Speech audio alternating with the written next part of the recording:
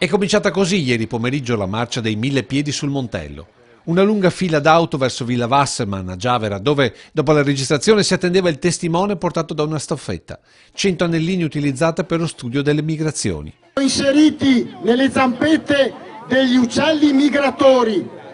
Ce n'è uno in particolare che pesa 5 grammi, che dall'Europa del Nord arriva fino all'Africa. Il primo di una lunga serie di simboli che hanno colorato questo serpentone umano lungo i 2,5 km del percorso, svelato poco prima per evitare le annunciate puntine di contestazione da Forza Nuova.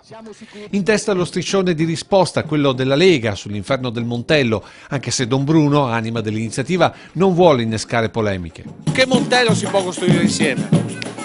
Un Montello in cui ci sia posto per tutti, in cui le diversità di ognuno siano risorsa per tutti quanti, per un territorio. Il territorio solo in parte ha risposto a questa idea di Montello, molti di più i partecipanti da tutta la Marca, dal Veneto, da altre regioni.